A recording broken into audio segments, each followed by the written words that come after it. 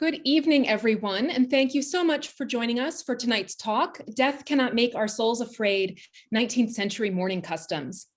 My name is Emily Hillwright, and I'm the Director of Operations at the Merchants House Museum, New York City's only family home to be preserved intact inside and out from the 19th century.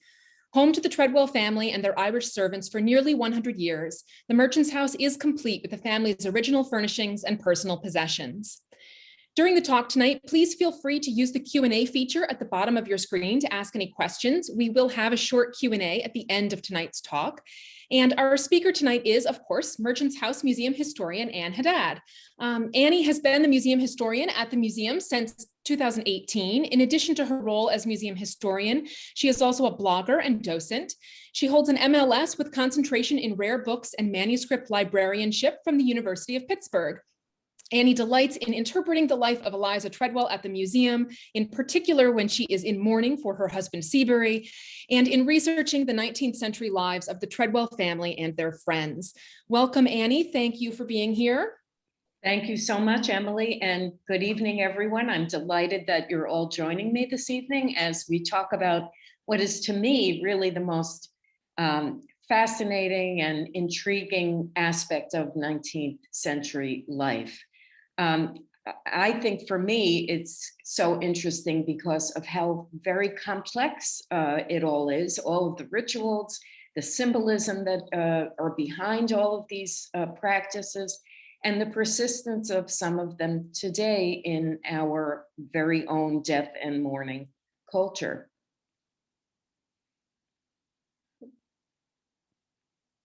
Sorry. Okay, let's see. There we go. Okay.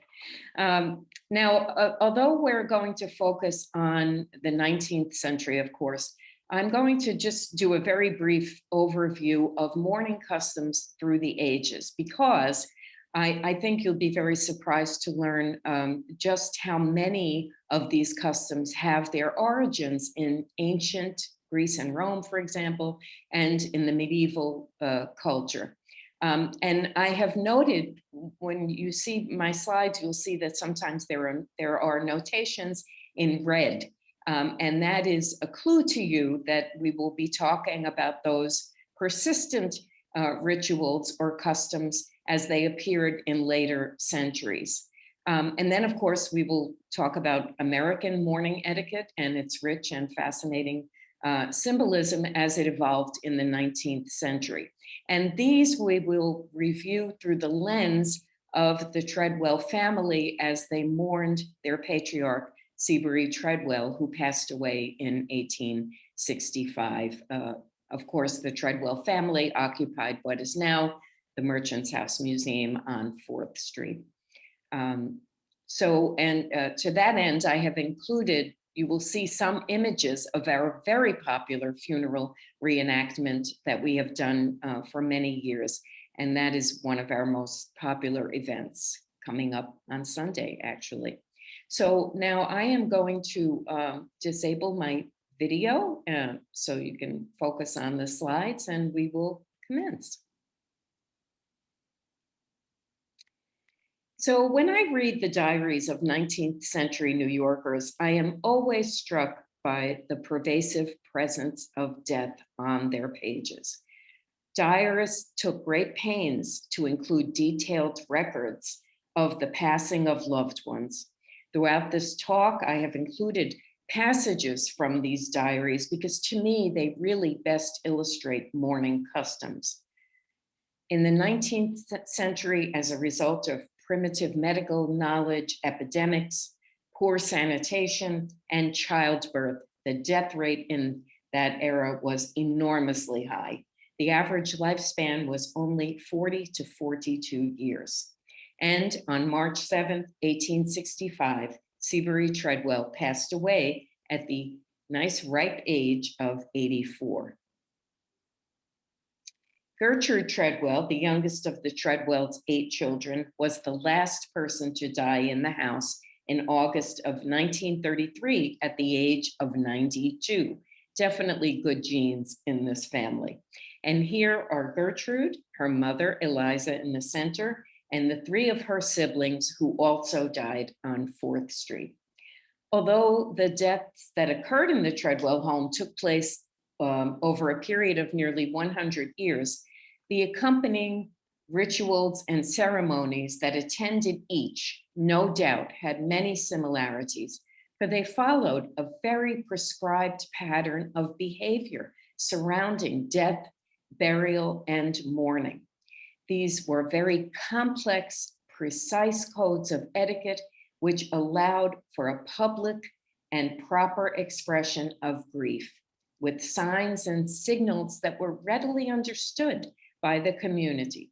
This comforting, supportive framework served to provide tangible evidence of death, and it helped to maintain a bond between the bereaved and their loved one in heaven.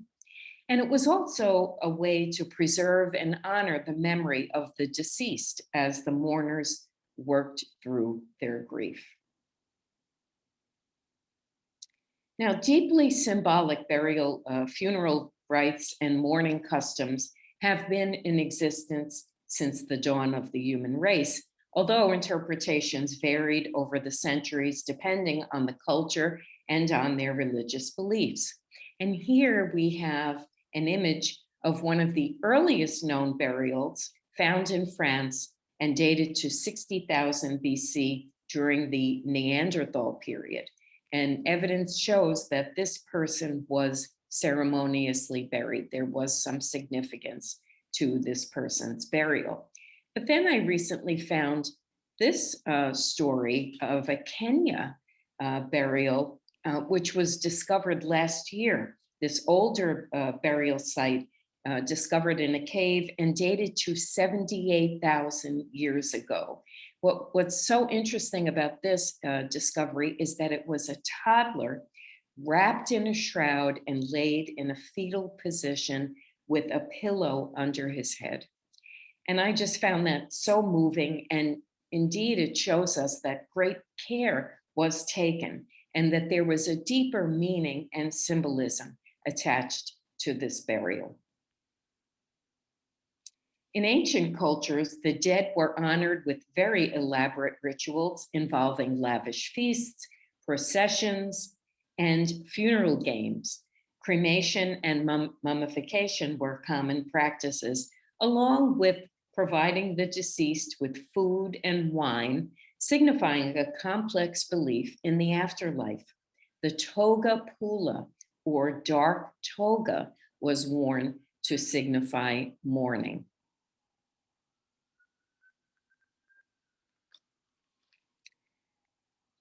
In ancient Greece and Rome, women kept vigil by the side of the deceased as he lay in state and accompanied him to his final resting place. Greek custom dictated that the feet of the deceased face the door. And that's a little fact that is going to appear later in the 19th century. The concept of a good death developed as a result of the religious deathbed rituals in medieval Europe. As he lay on his deathbed at home, surrounded by loved ones, a person was expected to make an honest confession, lest he risk eternal damnation. He would receive the Eucharist, and then he was anointed with holy oil and heard prayers for his salvation. And these rites, of course, serve to console and comfort the living. As waves of death swept through the Middle Ages, the transience of life became a very popular obsession. The living were urged to turn away completely from earthly desires and achievements and focus on their own and focus instead on morality.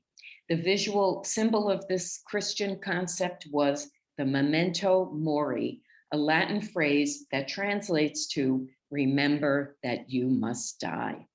Expressions of human mortality and society's preoccupation with death appeared in various forms in the arts, all emphasizing the fleeting nature of life. Here are some examples of memento mori. Ironically, many of these were, while supposedly crafted to foster humility, were luxury items at the time, and they were intended for the wealthy. And they became very fashionable and very collectible in the Renaissance period. It was during the plague years, by the way, that the custom of marking a doorway to indicate a death became necessary to limit the spread of disease. And again, remember that for later.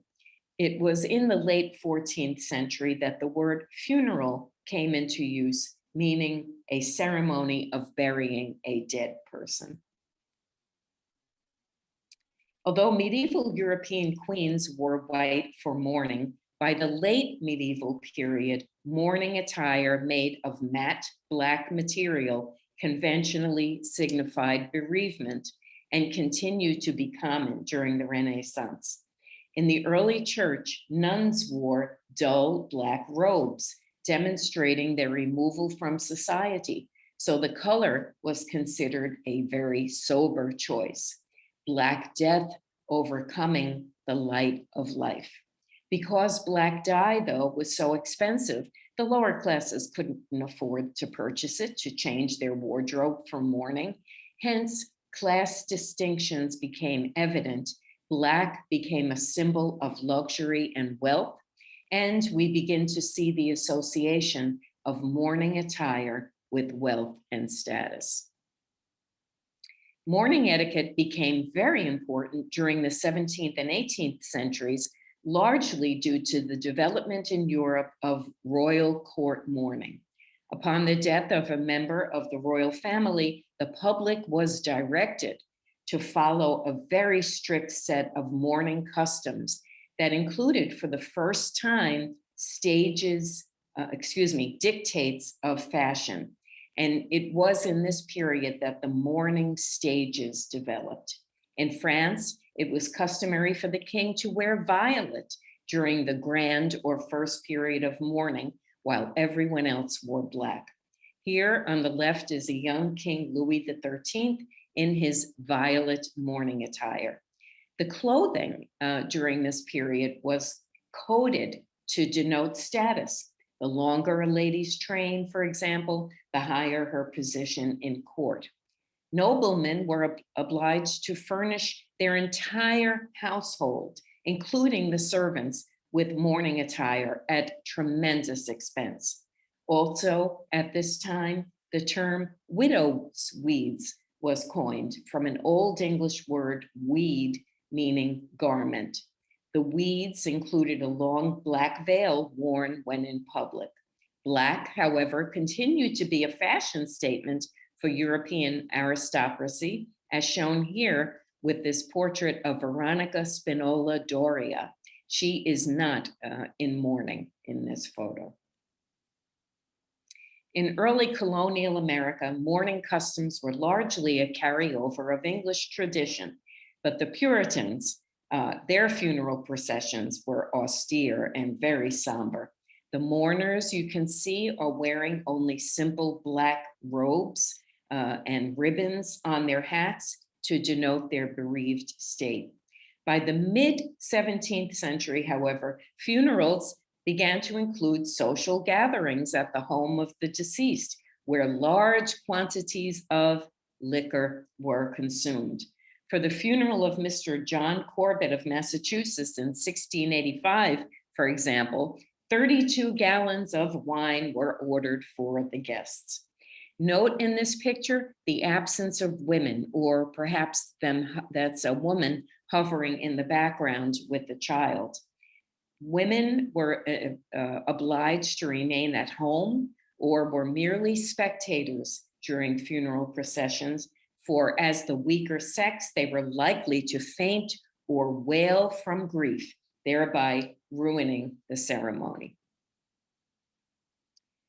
Most early 18th century American mourning customs were modeled on British practices and included periods of mourning, the wearing of black, and curtailment of social activities.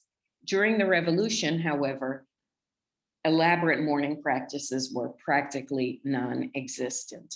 But a sea change occurred, however, with the swift and unexpected death of George Washington on December 14th, 1799. His death was the catalyst to this country's formation of a very complex system of new mourning rituals. These new customs, such as draping the home in crepe, using black sealing wax instead of red, and donning crepe armbands, subsequently became adopted as part of personal mourning rituals. On December 29th, 1799, 2 weeks after Washington's death, Elizabeth D. Hart Bleecker, a wealthy young New Yorker, wrote in her diary, "Mary, Mrs. Ellison, and I put on black silk gowns for our departed Washington, while the generality of ladies wear only crepe on their arms." She wore her mourning until February 10th, noting on that day, "We left off our black silk gowns." This image from 1801 shows that mourning attire was clearly emulating fashionable dress styles. Elizabeth Bleecker could afford to don mourning for Washington. The lower classes most likely could not. By the time President Washington died, memento mori had evolved into mourning jewelry as the attitude toward death shifted from remembering one's mortality to maintaining a connection with and remembrance of the deceased.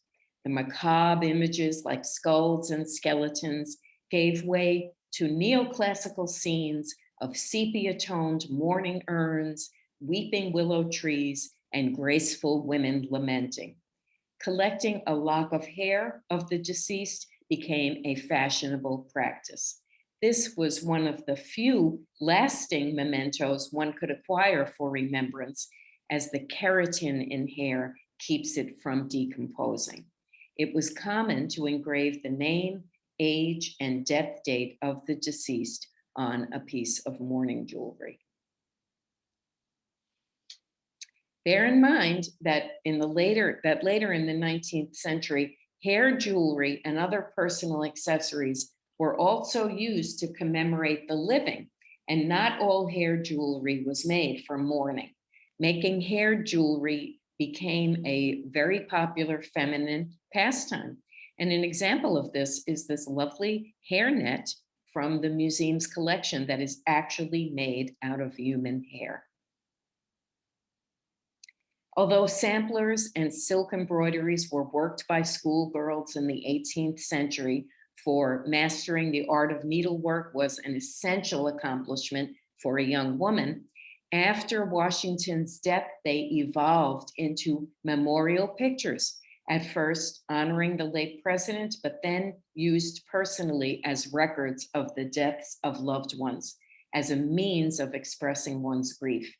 The iconography of the mourning picture was usually the same as for the mourning brooch, and typically included a garden or landscape to symbolize heaven and eternal life, and urns or monuments bearing the name and date of the deceased.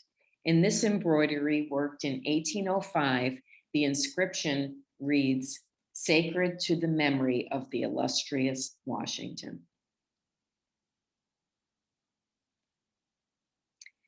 This embroidery, worked in 1816 by Susan Wynne in honor of her sister Caroline, who died in infancy, shows a cloth-draped urn upon which is inscribed, "Rests in peace." Death often came unexpectedly, especially to children. Approximately 25% of children died before reaching their 10th birthday. Diarist Maria Todd mourned the death of her 9-year-old grandson, Willie Todd, in 1848. She wrote in her diary, "His little spirit has fled to the world above. His Savior has kissed his life away with only 10 hours sickness from health to death, and we are left to mourn." Like mourning paintings, mourning embroidery was often proudly displayed in the home. The early to mid 19th century was a period of enormous economic and social change. A new merchant class rose to power, of which Seabury Tredwell was a member, of course, as a result of business success, which allowed them to amass tremendous fortunes. These wealthy individuals sought to distance themselves from the lower classes by creating exclusive neighborhoods, establishing tightly knit social circles, and developing proper social customs that would reflect their good breeding, their wealth, and their sophistication. A strict code governed every aspect of their lives, including how they mourned. By now, we can see how many 19th century mourning customs originated in previous eras. Two events stood out that triggered the widespread grand scale mourning customs of the mid 19th century. The first was the sudden death in 1841 of 42-year-old Prince Albert, husband of Queen Victoria. Throughout her reign, the Queen had set the standards of etiquette for many aspects of life. But after Prince Albert's death, the Queen's intense grief resulted in a 40-year period of deep mourning that ended only with her own death in 1901. Victoria's mourning, aided by an abundance of photographs depicting her and her family in mourning, was very public. The codified rituals she established took hold in the United States as well. Mourning stages were regulated, funerals became extravagant, and mourning fashion styles were dictated. The grand scale and expensive mourning customs that ensued were supported by the mass manufacturing of textiles, especially the necessary dull black crepe and mourning accessories. As their role in society became increasingly limited to their domestic sphere of home and family, women who, as the angels of the house, cared for the sick and dying, bore the heaviest burden of mourning, and they assumed responsibility for carrying out these strict rules of etiquette. Women were perceived as virtuous, domestic, and mothering. A woman was therefore viewed as being the true vessel of grief. Learning proper funeral etiquette was a requirement for every 19th century woman in elite society. So, where did she find this information about proper behavior during mourning? Why, in the etiquette manuals, of course. A woman who followed the intricate rules of deportment set forth in these many popular guides was practically guaranteed to achieve the status of the ideal woman of Victorian standards. These inexpensive manuals were also sources of advice for those in the lower classes who longed to enter elite society by emulating their social customs.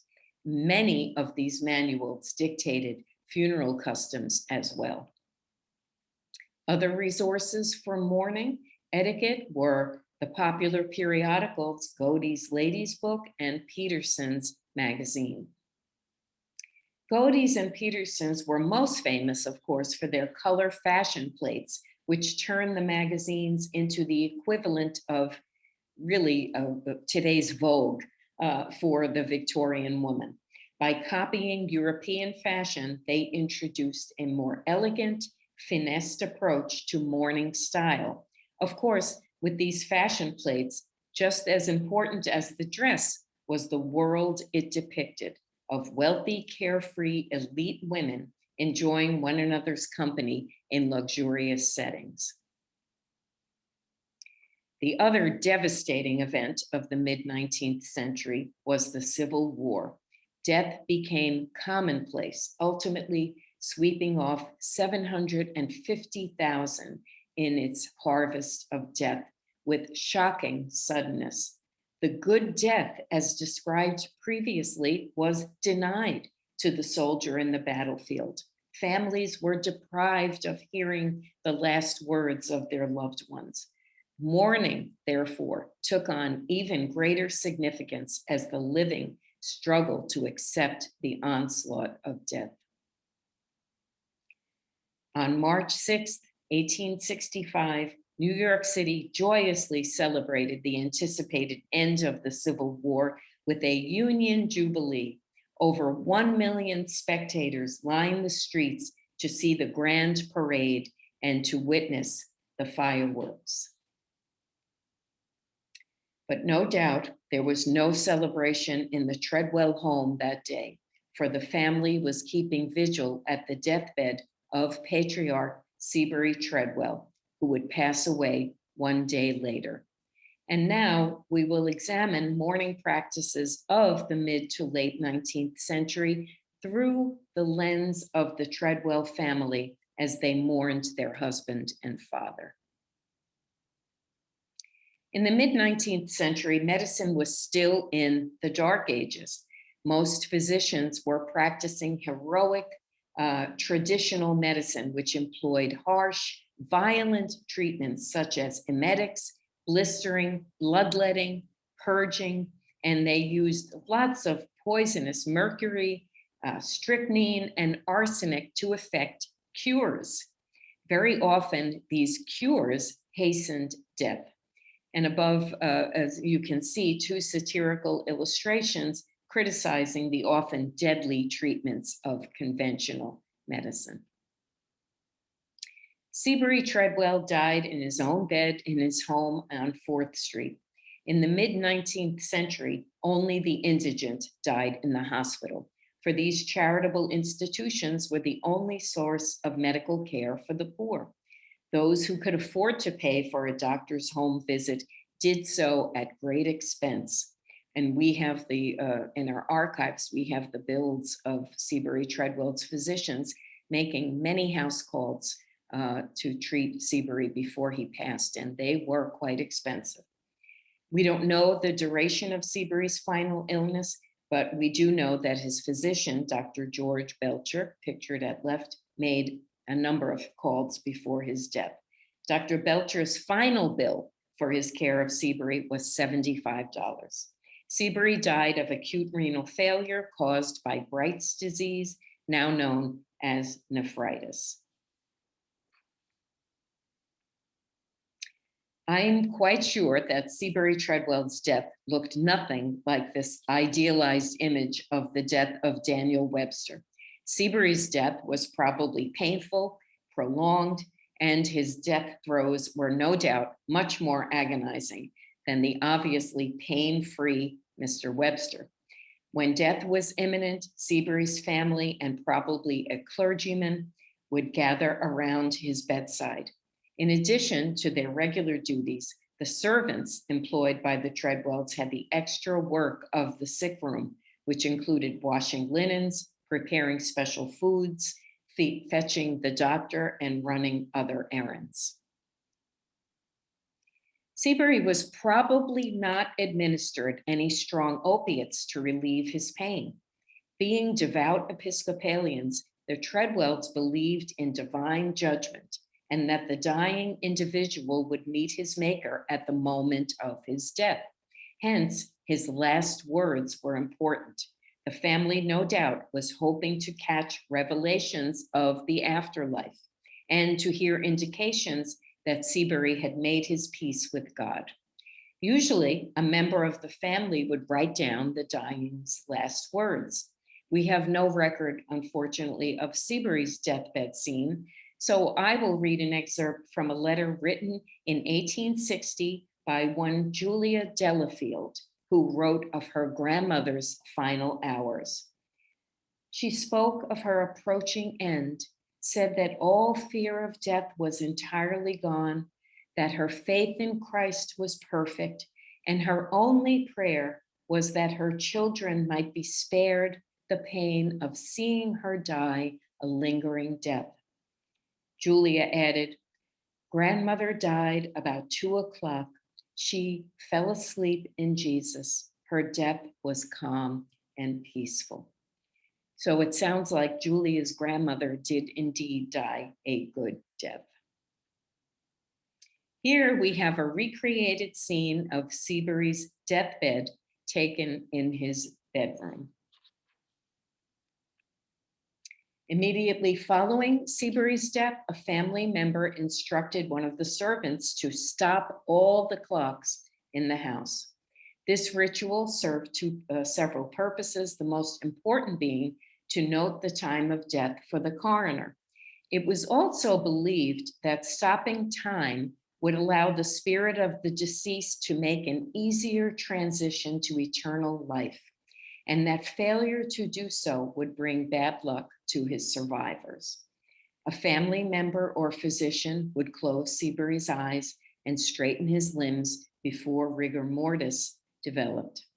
No doubt one of the servants was instructed to fetch the undertaker. When he arrived, Seabury's sons or sons-in-law probably then made the funeral arrangements, which in Seabury's case were most likely elaborate, owing to his wealth and his reputation in the city. When John Ward Jr.'s 2-year-old niece Julia died in 1864, he made the funeral arrangements on his brother's behalf. John wrote in his diary, "The sexton and undertaker now came. I wrote the inscription for the coffin plate. I ordered an airtight coffin lined with lead. Charlie specified rosewood." Engraved or handwritten funeral invitations were common in the 18th and early 19th century. Usually white or cream colored and with a black border, these served to notify family and friends of the details of the funeral. Only those who received such invitations were expected to attend. By the mid-19th century, however, as the city grew, newspaper notices served the same purpose. Here we have Seabury's death notice from March 9th, 2 days after his death. Upon the death of little Julia Ward of scarlet fever, her Uncle John Ward wrote in his diary, "Charlie, her father, wrote a notice of her death for the papers, and I copied it 4 times, meaning that the notice was delivered to 4 different newspapers." Undertaking emerged as a male occupation in the mid-19th century, and this was a profession that had previously been a female-defined practice. The term undertaker, by the way, first appeared in the late 17th century as applied to those who care for the dead. So the undertaker would assume the responsibility of preparing the deceased for burial, thereby relieving female family members of this burden. Undertaking was frequently a family business, no longer limited to building and selling coffins and transporting the body to the graveyard. Undertakers oversaw all the details of a funeral and burial at a cost afforded only by the wealthy. Cantrell and Sons, the undertaker who readied Seabury for burial, charged $228 for their services, which we will see were extensive. The total cost of Seabury's funeral was $600. That was a lot of money in that year, in 1865, which most likely included the undertaker's fee, interment fees, refreshments, flowers, crepe, and transportation to the city for distant relatives. Upon arrival at the home, Mr. Cantrell, the undertaker, would hung a wreath of either laurel or perhaps yew and boxwood tied with black ribbons or crepe on the front door to alert visitors and neighbors that a death had occurred. This served to keep away casual visitors and allow the family to mourn in private. The door handle or bell knob was also wrapped in crepe, black for a married or aged adult, and white for a child or unmarried person. Now, remember earlier I talked about the medieval plague custom to alert people that there had been a plague victim in that house, and that was the origin of this custom. The undertaker would then proceed to the bedroom of the deceased to prepare the body. After washing the body, plugging the orifices with cotton rags to prevent leakage during decomposition, and tying a kerchief around the jaw to prevent gaping, the undertaker then dressed the body in a shroud. Although early shrouds were made specifically for each corpse, often made by a family member, by the mid-19th century, shrouds became ready to wear. The garment was long, usually white, and one piece with ties at the head and feet, resembling a nightgown with the back opening and long sleeves. Like every other mourning garment, shrouds became indicators of social status, often being trimmed with silk, satin, and ruffles. After his corpse was prepared, Seabury's body was moved to the front parlor and placed in his coffin for his wake. Sometimes the deceased would be waked in the bedroom. Wakes usually lasted for 2 to 3 days, depending on the travel distance of relatives and on the climate. The servants had already closed the shutters and drawn all the drapes throughout the house to darken the rooms. Note that the mirrors in the front parlor, between the windows and above the mantel, are draped in crepe, a lusterless silk or wool treated with arsenic to retain its crimped appearance. Crepe was provided by the undertaker, and hanging it was another one of the servants' tasks. The intention of this practice was to keep the soul of the deceased from becoming trapped by the devil in the mirror, which could happen if any looking glass was uncovered. Covering the mirrors, by the way, also discouraged the appearance of vanity on the part of the mourners. Here is another image of our coffin in our front parlor. Here are some other images of the front parlor showing the mantel mirror draped with crepe and the flowers. Elaborate floral arrangements, usually consisting of lilies, camellias, or roses, placed on and around the coffin and throughout the parlor, were used both to honor the deceased, but also to mask any odor of the decaying corpse. As embalming became routine, white flower arrangements then became more symbolic, with popular motifs such as crosses, wreaths, and crowns. On Christmas Day, 1860, John Ward took a basket of camellias to his best friend Ben Church's house. Ben's sister Mary had passed away, and John was shown to her bedroom where she was laid out in a coffin. John wrote in his diary, "Her left hand lay across her breast, holding flowers, and looked like a piece of exquisite sculpture. Mrs. Church came down in a short time. She looked careworn but resigned." Although Mrs. Church came down to the bedroom to see John, this was the exception rather than the rule. Typically, the family of the deceased would not be present for the wake, and visitors who came to offer their condolences would be admitted to the home by a servant.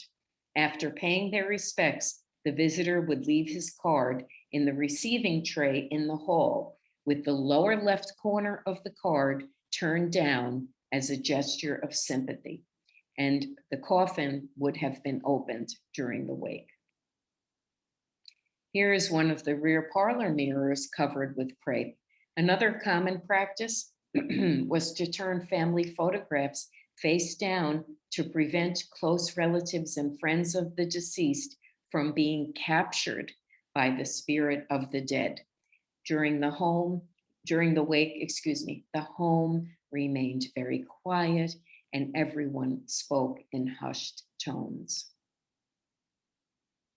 As embalming did not become a common practice until after the Civil War, in warm weather, the odor of a decomposing body could possibly overpower the scent of flowers. To prevent this, families who could bear the expense rented an ice coffin or corpse cooler, an intricately designed box that slowed decomposition. Some of them included a hose, which would remove the water created by the melting ice, and that hose would be passed out a window to drip outside. The sound of the water dripping from the coffin is a sensory experience surrounding 19th century mourning that has been lost forever. Now, many of the soldiers who died during the war did so far from home. Preserving the corpse while it made the long journey home was a concern. The corpse preserving casket was one invention designed to keep a corpse cool en route. It is essentially an icebox set atop a sealed casket, as you could see that on the right. Will Meade, a young soldier who died in Virginia in 1863 while a soldier in the Union Army, was placed in a lead coffin for his journey home via rail and steamer to Tarrytown, New York. According to John Ward, his good friend, after being placed in the dining room, Dr. Meade, the deceased's father, examined the body's face and determined to show it to no one. So clearly, Will Meade did not have a corpse-preserving casket. Here is an advertisement for a corpse preserver. Note that 30 pounds of ice per day is necessary in hot weather to preserve the corpse. The advertisement says, no undertaker should be without them. In the 19th century, it was hard sometimes for physicians to determine whether someone was actually dead, especially with diseases like cholera, whose symptoms mimic death, and the uncertainty of the comatose state. During the wake, a family member or friend sat with the body at all times, even throughout the night, to make sure it was decomposing and not alive. People have always feared being buried alive, and in the 19th century, thanks in part to the publication of Frankenstein in 1818 and Poe's tale, The Premature Burial, which was published in 1844. This phobia led to the invention of the safety coffin, which was equipped with an elaborate bell pull system that could alert those above ground that there had been a mistake. Safety coffins also may have been fitted with feeding tubes, a glass panel, escape hatches. What was not taken into account, however, was that the bell could be rung because the bloated body would shift as it decomposed. So that would have been scary to those above ground. And I'm sorry to tell you that the idiom saved by the bell has nothing whatsoever to do with this. That is a 19th century boxing slang. The same goes for dead ringer. That is an idiom related to horse racing. Family members would grieve in private. Mrs. Tredwell, no doubt, stole into the front parlor to mourn and pray for her late husband. She, in this picture, alias yours truly, is dressed in full mourning attire. Donning black for mourning was a rigid social custom for every Victorian woman from every class. The attire could be easily read. A widow could expect sympathy and less demands would be placed upon her. Now we'll take a look at the codified stages of mourning that any Victorian woman would have readily understood. Well, here we are. The stages of mourning were quite complex, to say the least. Here is a summary and a very simplified outline of the stages of mourning. Woe betide the family that did not follow proper mourning etiquette. Gaskell's Compendium of Forms, which you'll hear me refer to quite a bit, published in 1884, warned, "The icy hand of death is felt in every home, and the courtesies that may console affliction in other circles today may be necessary among your loved ones tomorrow." The period of mourning depended on one's relationship to the deceased. The widow of the deceased, who bore the greatest burden of mourning, entered into full or deep mourning immediately after her husband's death. This lasted for 2 to 2.5 years. Etiquette for the rest of the family was less strict. Parents mourned a child for 1 year. Children mourned a parent for the same length of time. And the list of rules goes on, with different lengths of full and half mourning for each relative, including distant relatives, in-laws, etc. Here is a list of necessary mourning attire from a popular etiquette manual. Parametta, by the way, is a cotton wool blend and a cheaper alternative to crepe and bombazine. It is easy to see how a widow could go positively bankrupt purchasing so many articles of clothing. And when there was a large family like the Tredwells, their bill for mourning attire must have been enormous.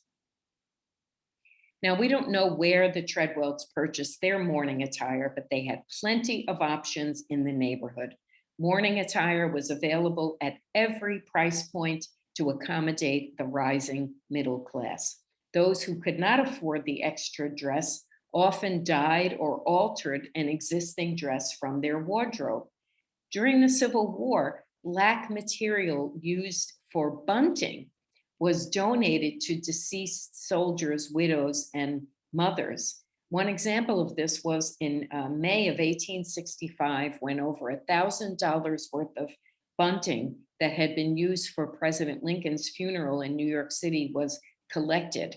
It was made into parcels, each containing enough material suitable for 2 or 3 dresses.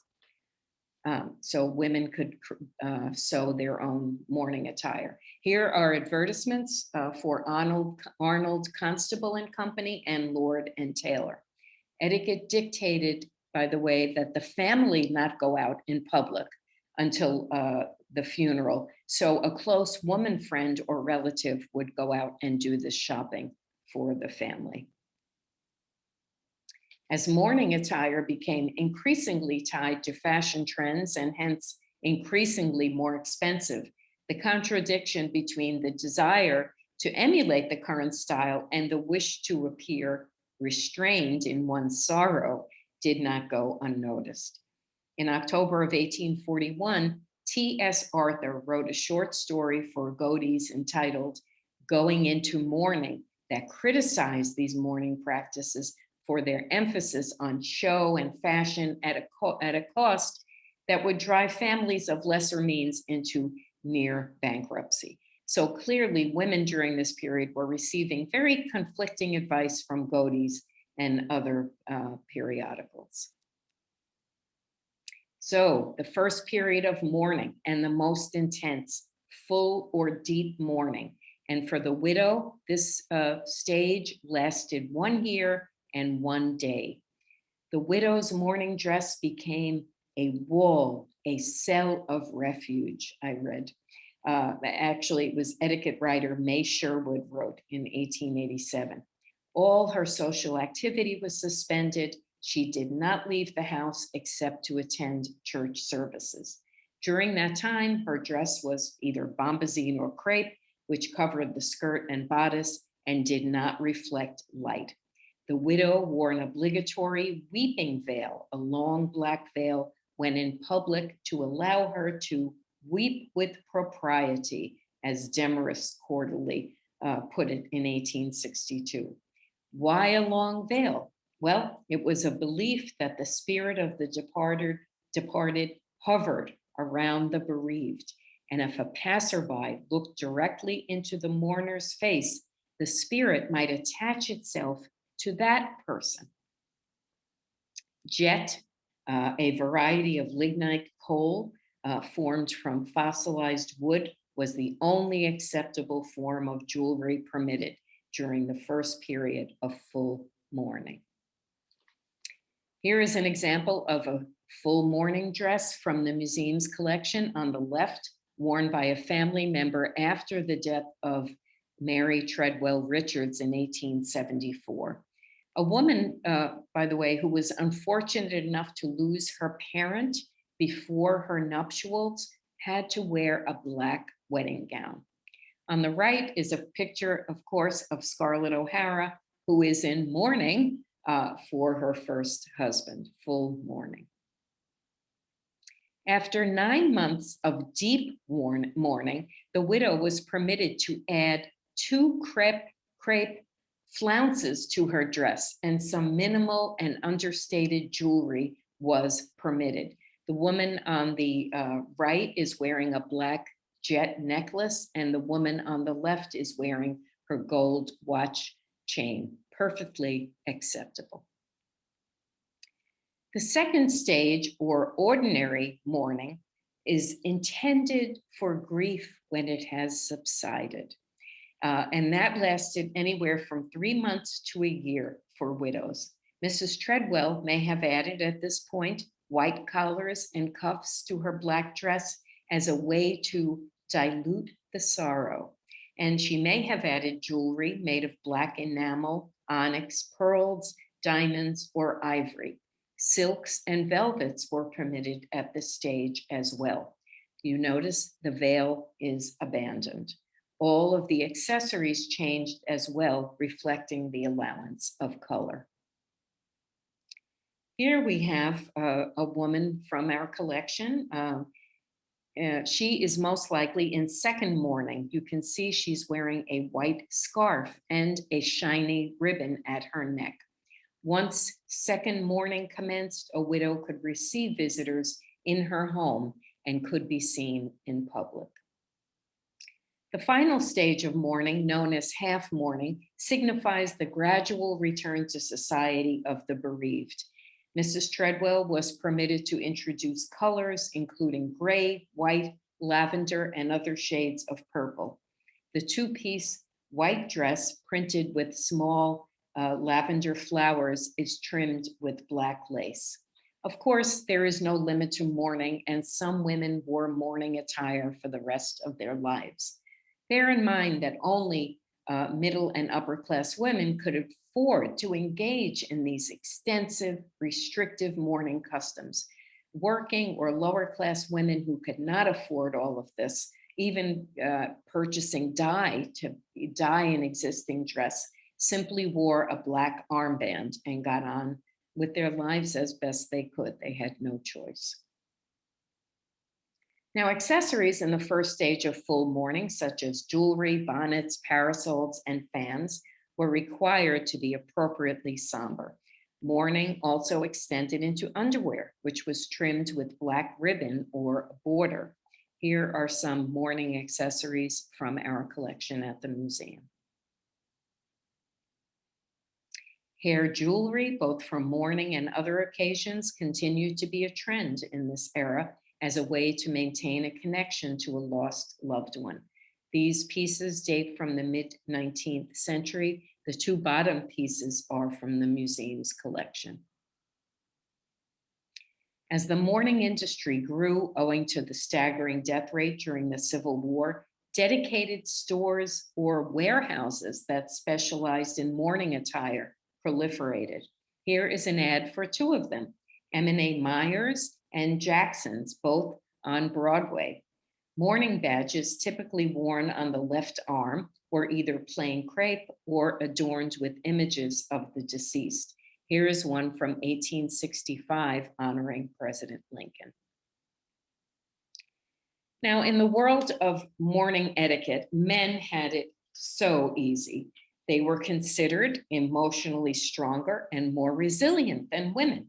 And since they were out in the world most of the time, the restrictions of deep mourning were deemed impractical.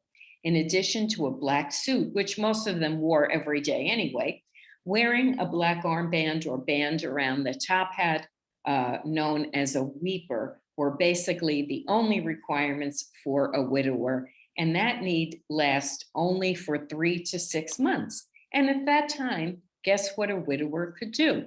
A widower could remarry without anyone looking askance, for naturally he needed companionship. and it was best not to leave the children motherless.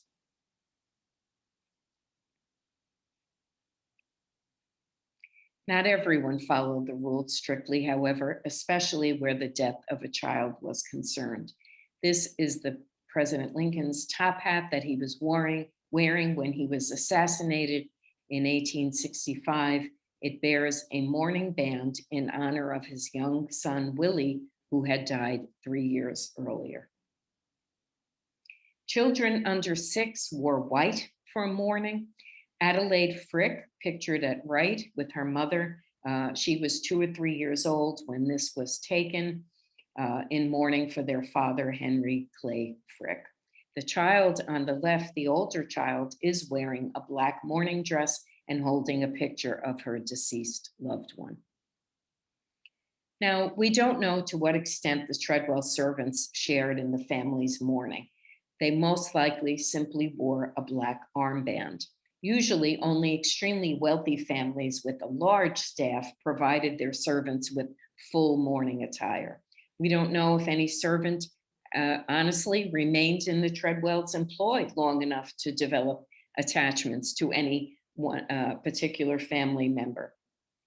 When Julia Delafield's grandmother died, Julia wrote in her diary, "A poor fellow whom grandma had employed for the last 15 years was found sobbing in her room. He said that he had been on his knees all day and all night with many others, praying that the gates of heaven might be opened wide to let her in." Funeral services for the deceased during this period were either held at the home or in church, the latter becoming more prevalent as the decades passed. After a wake of 3 days, Seabury's funeral service took place in the front parlor on March 11th, 1865. Reverend Dr. Samuel Cook, the rector of St. Bartholomew's Church, where the Tredwells worshiped, probably led the service of the dead, taken from the Book of Common Prayer. According to Gaskill, guests arriving at a funeral must arrive at the appointed time, no sooner lest they intrude upon the grief of the family who are paying the last visit to the coffin. Hymns were sung during the service. The pianoforte would then be closed and remain so for 1 year. The undertaker procured the horse-drawn hearse that would transport the body to the graveyard or cemetery. The corpse was carried out feet first, remember that? To prevent him from looking back to the living and beckoning someone to accompany him. Another indication of the funeral of a wealthy person would be the number of horses employed. The richer you were, the more horses you had. It was also a mark of prestige to have an ornately decorated hearse. Gaskill states, plumes on the hearse of a young person would be white, and for older and married persons, sable.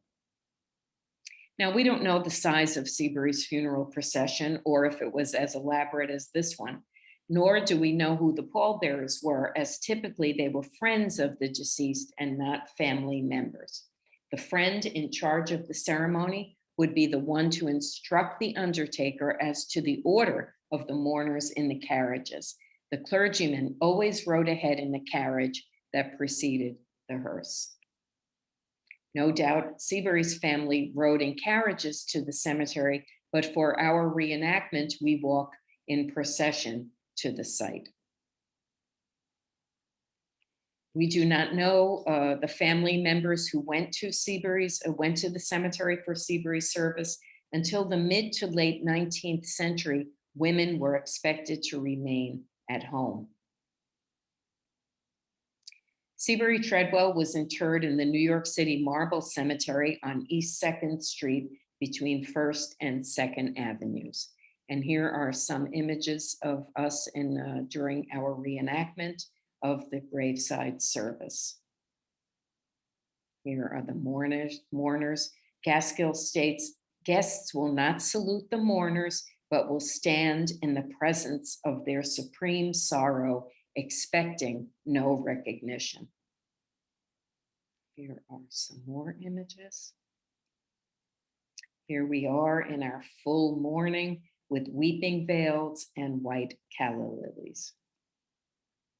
In December of 1865, Seabury was moved to his final resting place, the Tredwell burial plot in Christchurch, Manhasset, Long Island. He would be later joined by his wife and 5 unmarried children. In the Victorian era, marble replaced slate and the field stone of earlier times. Note the large size of the Tredwell stones befitting the wealth and status of the family. The inscription includes "Sacred to the memory" and "Blessed are the pure in heart, for they shall see God." Now, as we have seen, Seabury's final illness greatly added to the workload of the 4 servants in his employ. In addition to the tasks already mentioned, the cook was occupied with preparing food for the reception after the funeral and meals to feed the extended family and friends who may have stayed with the Tredwells.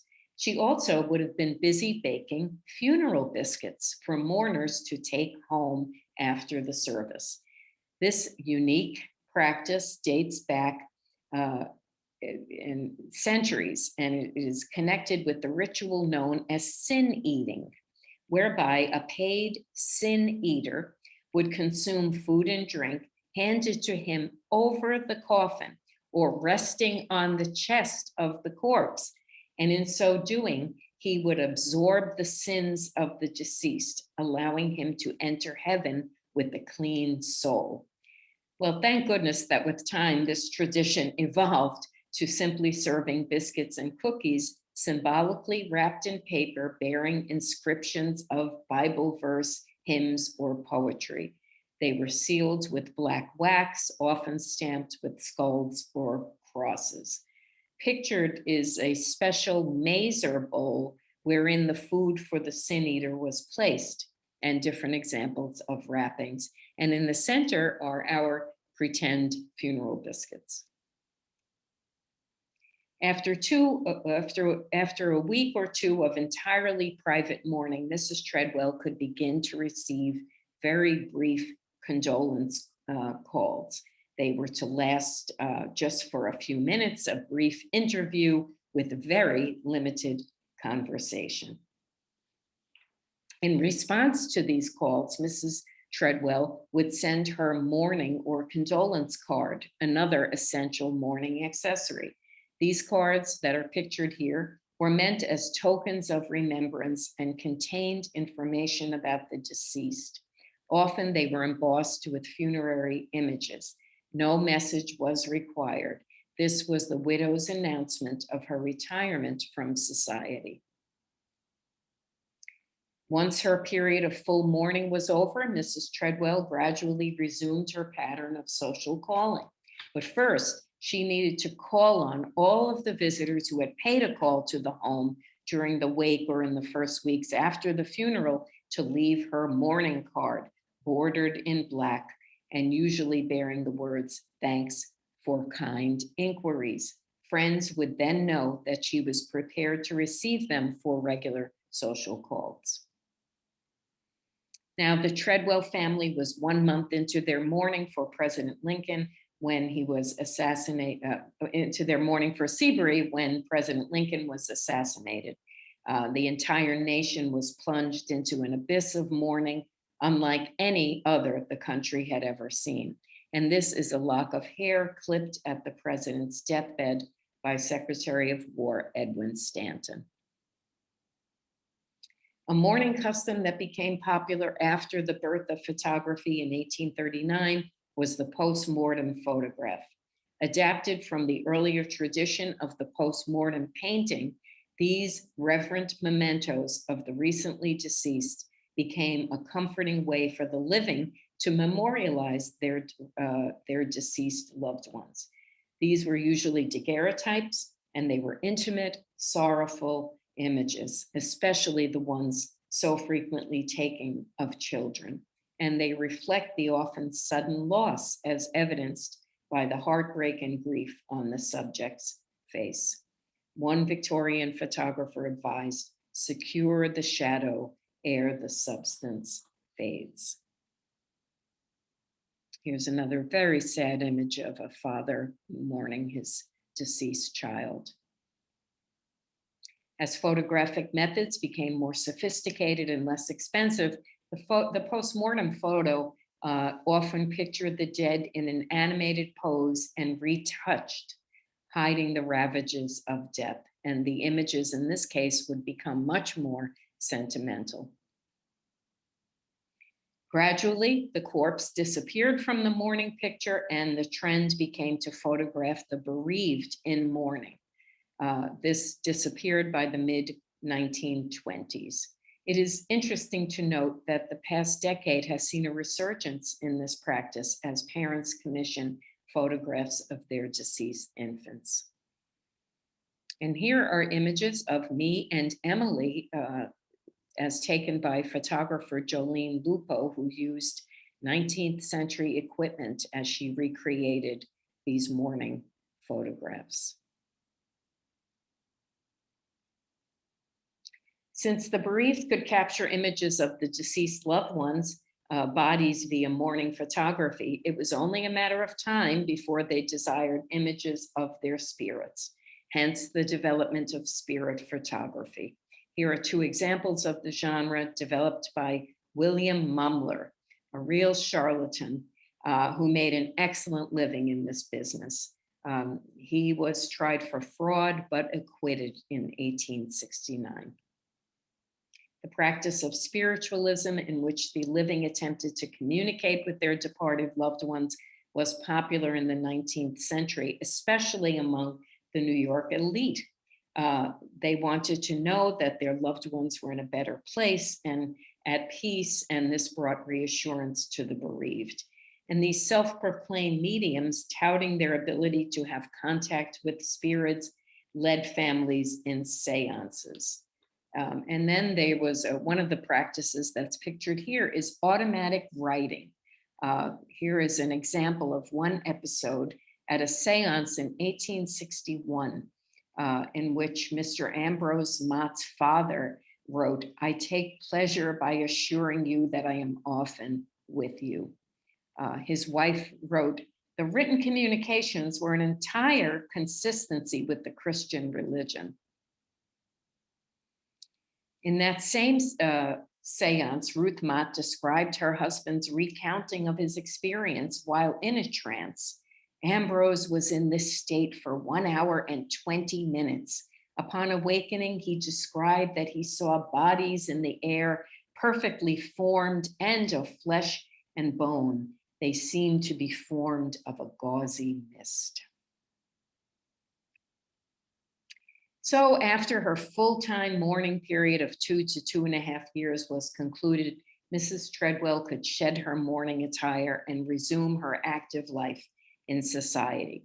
But what happened was, because these mourning periods were so long, very often, and death occurred so frequently, very often, a widow would go right into another mourning period.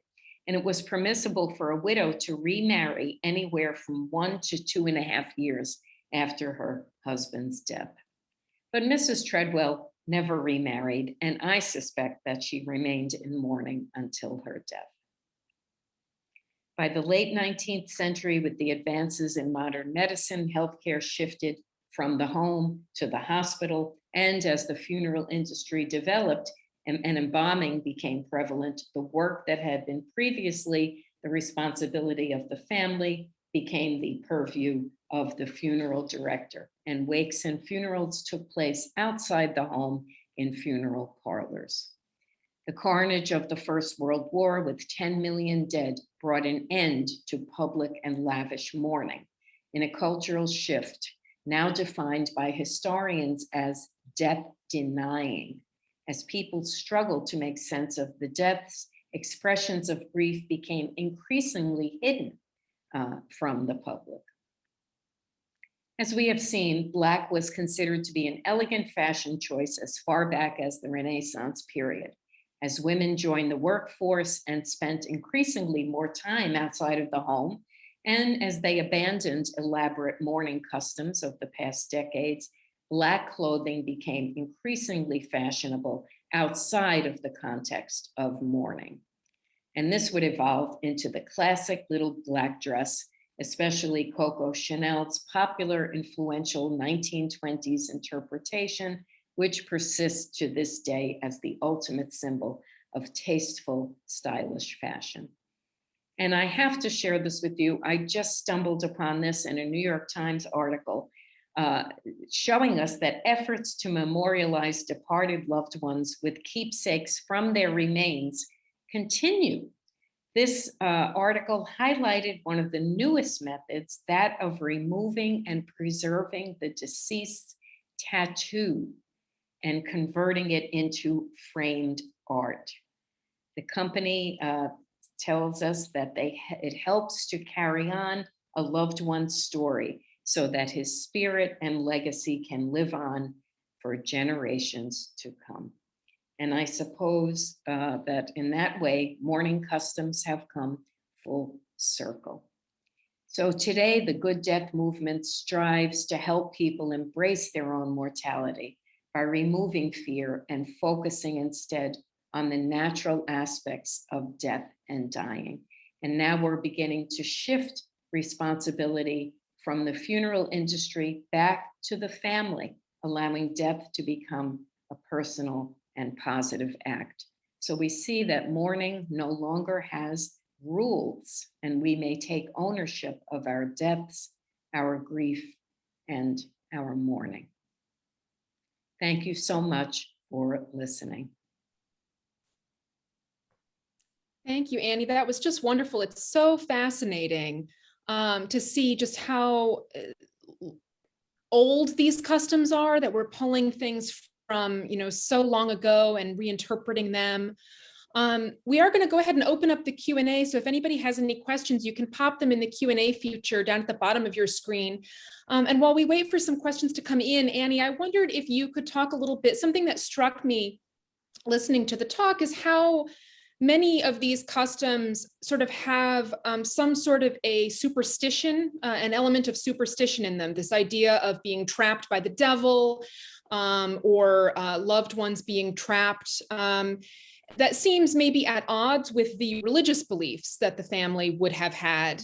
Do you have a sense from reading diaries about how much those superstitions were deeply held, or was it really more of a matter of just this is what we do because this is how we do it? It's so interesting because although I have read diaries of very, very devout and religious women, and of course it is mostly women, except for John Ward, who kept very detailed accounts of all of his activities related to family deaths. And I'm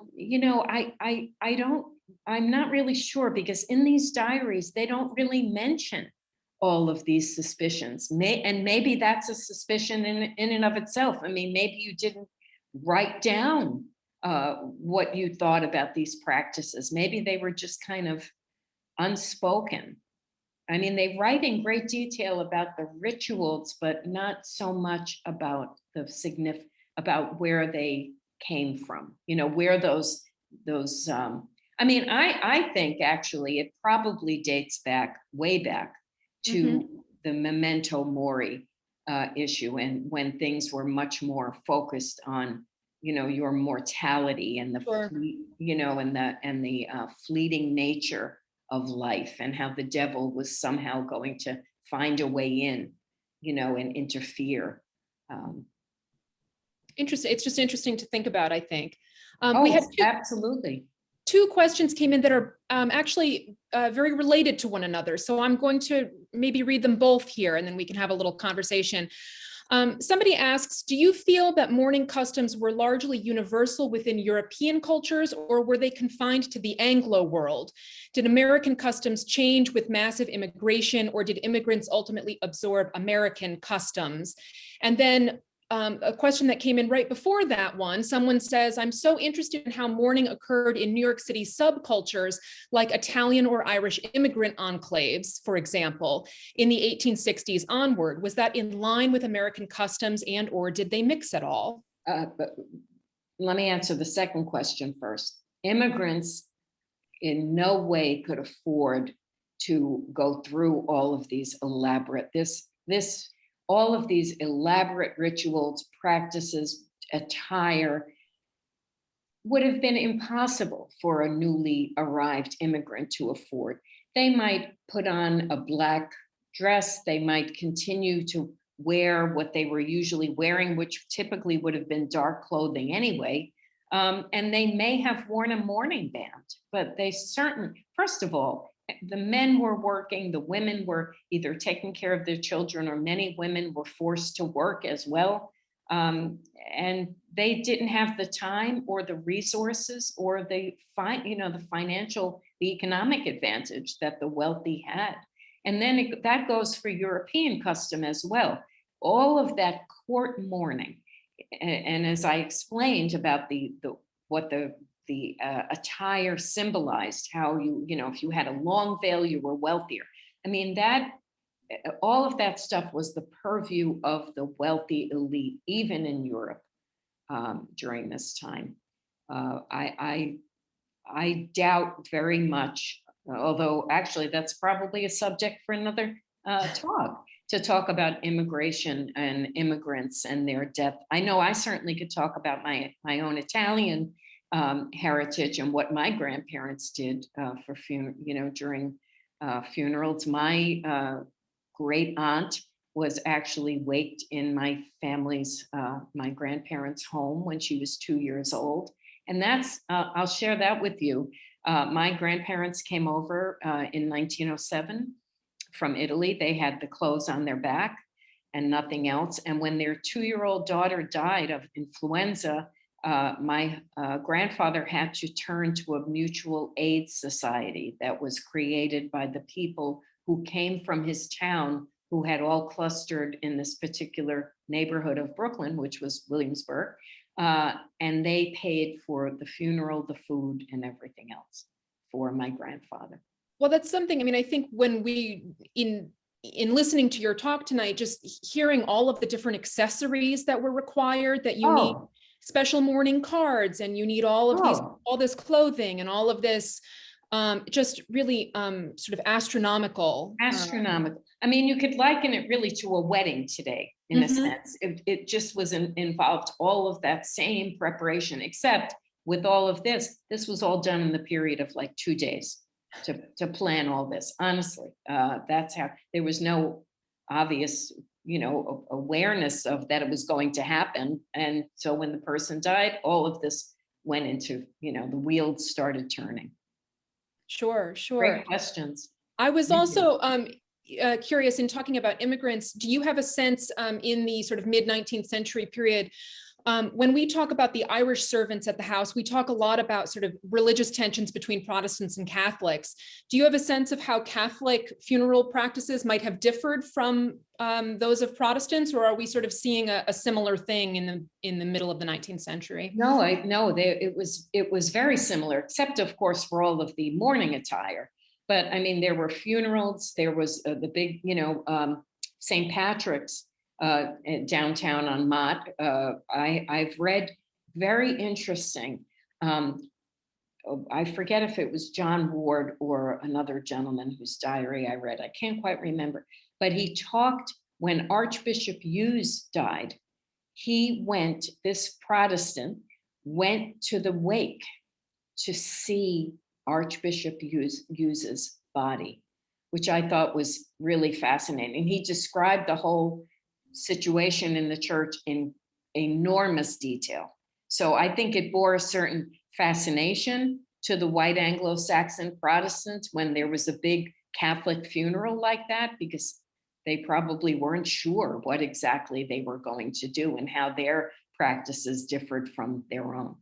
Sure. And I know you've mentioned before that you've seen examples in diaries of wealthy women paying for funerals for servants who have died. So certainly there is some sort of cross-religion funeral practices happening there as well. Certainly. I mean, again, and that of course depends on who your employer was, I'm sure that many servants who had the bad luck to become ill while they were in someone's employ were simply sent off, fired, and sent to and they had to go to the charity hospital. But others I have read other employers took care of their servants. And this one woman, very religious woman, actually took on the responsibility, the role of coordinating the funeral for her Irish servant who passed away, which I think was unusual.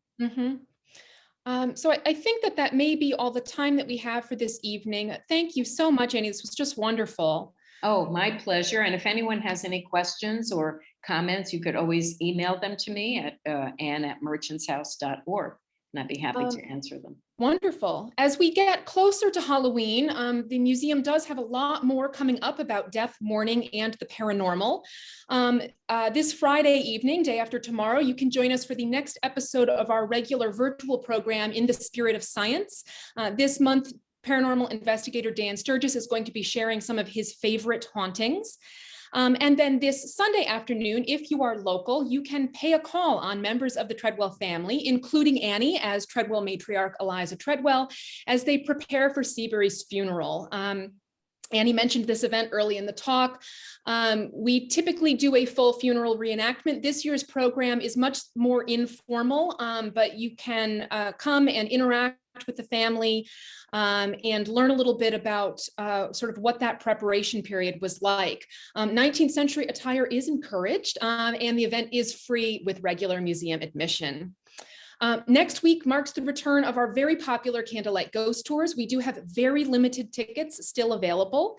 And on Halloween night, we do hope that you'll join us for Chant Macabre, Songs from the Crypt, a concert of haunting 19th century music. The concert will be presented both in person at the museum and also live streamed, so you can catch it whether you are in New York or elsewhere. Tickets to all of our upcoming events can be found on our website at merchantshouse.org/calendar.